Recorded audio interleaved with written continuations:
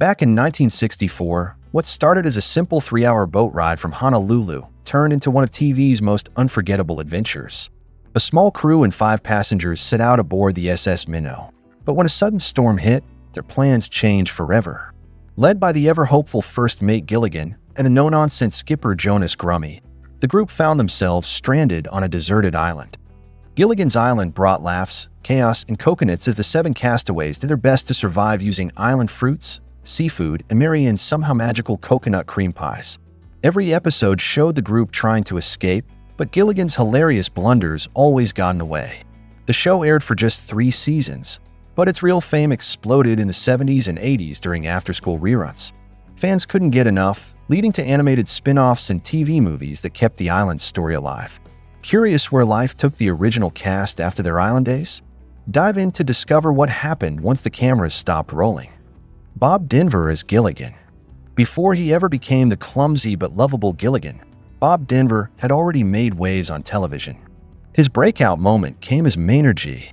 Krebs, the quirky, jazz-loving beatnik best friend on the many loves of Dobie Gillis. For 4 seasons, Denver played the role with a mix of humor and heart. And just as that show was wrapping up, fate came calling. Sherwood Schwartz, the mastermind behind Gilligan's Island, saw something special in Denver. He was instantly sold on Bob's knack for physical comedy and cast him as the iconic first mate, Gilligan, a role that would define an entire generation of TV. After Gilligan's Island ended, Schwartz tried to recreate the magic with Dusty's Trail in 1973. The new show followed a strikingly similar formula: stranded characters, comedic mishaps, but this time it was set in the Wild West.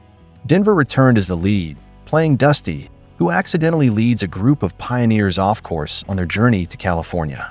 Despite the familiar charm, Dusty's Trail only lasted 1 season. Still, Denver never truly left the island behind. He reprised his role as Gilligan in every spin-off, animated adventures, and made-for-TV movies alike. But after years of being in the spotlight, he eventually stepped away. "I left Los Angeles in the 70s because I was TV'd out," he told people during a fan event in 1995. Even after his island days, Denver popped up in beloved shows like The Andy Griffith Show, I Dream of Jeannie, The Love Boat, and Alf. In a fun twist, he even donned the familiar red shirt and bucket hat once more for a nostalgic Baywatch cameo in 1992. Sadly, Bob Denver passed away in September 2005 at the age of 70 due to complications from cancer treatment at Wake Forest University Baptist Hospital in North Carolina. But his legacy as one of TV's most enduring comedy icons still lives on. Alan Hale Jr. as the skipper, Jonas Grummy. Alan Hale Jr., the son of classic Western star and director Alan Hale, brought life and laughter to Gilligan's Island as the big-hearted captain of the SS Minnow, Jonas Grummy, better known as the skipper. As the strong but soft leader of the shipwrecked crew, the skipper was always ready to take charge and protect his fellow castaways, especially his clumsy sidekick Gilligan. Casting him wasn't easy. Show creator Sherwood Schwartz later admitted, "The skipper was the toughest role to fill. I needed someone who looked like a bear but acted like a teddy bear. A big guy who could shout at Gilligan 1 second and hug him the next." Then, just 2 weeks before filming was set to begin in Hawaii, Schwartz happened to see Hale at a restaurant in Los Angeles. Something clicked. He called Hale's agent the next morning, and that chance sighting changed everything. After Gilligan's Island ended, Hale stayed close to the character that made him famous. He returned as the skipper in every spin-off, movie, and animated version. Off-screen, he also popped up in popular shows like Alf, Magnum, P.I. Murder, She Wrote, and Growing Pains, often in lovable, larger-than-life roles. But Hale also charted a new course. In the 1970s and 80s, he opened a seafood restaurant fittingly called Skipper Alan Hale's Lobster Barrel right on Hollywood's Restaurant Row.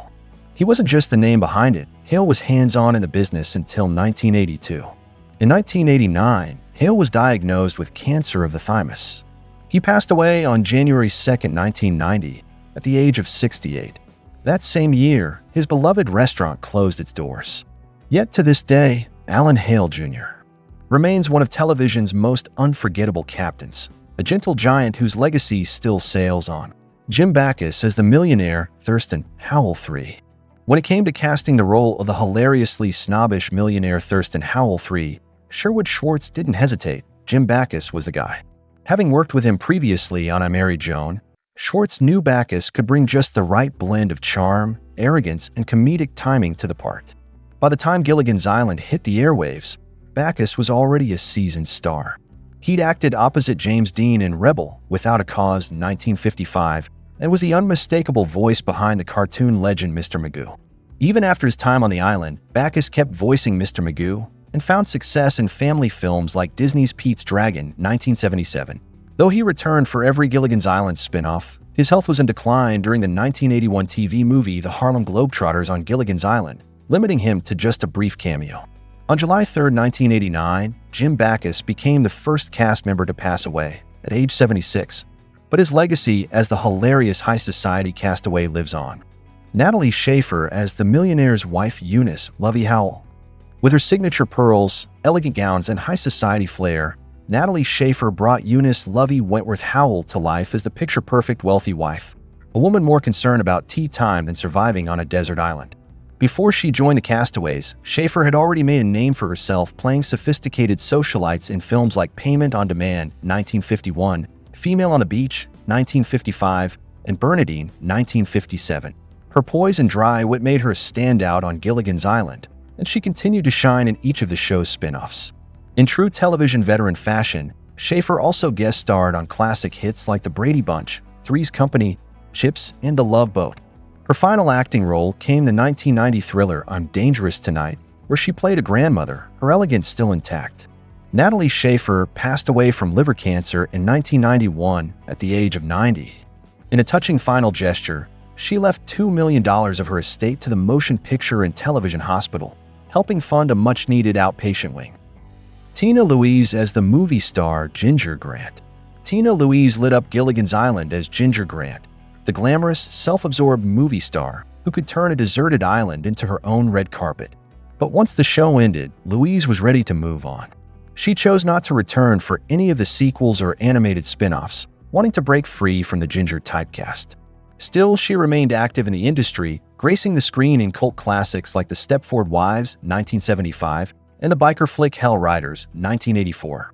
Her television credits stretched across popular shows including Dallas, Chips, Married with Children, and Roseanne.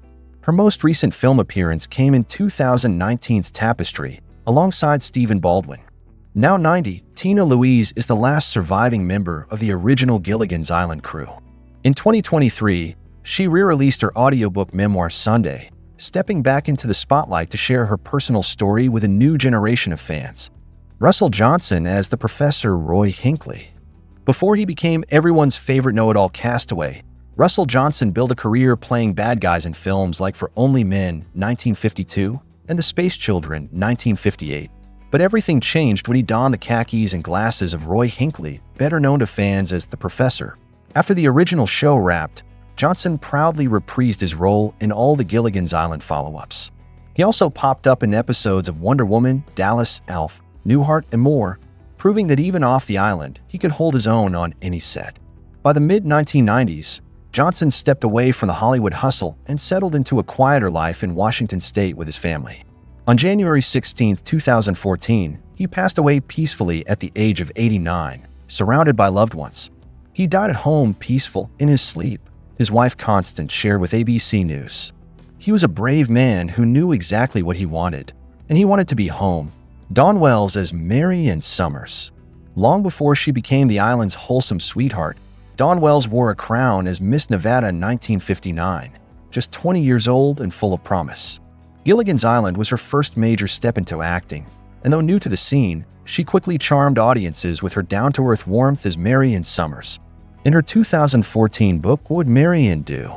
A Guide to Life, Wells reflected on the characters she made iconic. Mary Ann wasn't just a sweet, naive girl. She was smart, fair, and practical. I like to think I gave her those qualities. Maybe a bit more of a goody two-shoes than I am, though. After the series, she kept the spirit of Mary Ann alive, returning for every spin-off and branching out with guest roles on popular shows like The Love Boat, Baywatch, Growing Pains, Roseanne, and Alf. She even took the lead in the 1976 cult horror film The Town That Dreaded Sundown. But life wasn't always sunny. After the 2008 recession, Wells found herself in deep medical debt, nearly $200,000. In 2018, her longtime friend Doug Kirkpatrick quietly stepped in, launching a fundraiser that surpassed $205,000. She was embarrassed, Kirkpatrick admitted, but as her closest friend, I knew it was the right thing to do. On December 30th, 2020, Dawn Wells passed away in Los Angeles at the age of 82 due to complications from COVID-19, leaving behind a legacy of kindness, resilience, and a character who reminded the world that being genuine never goes out of style.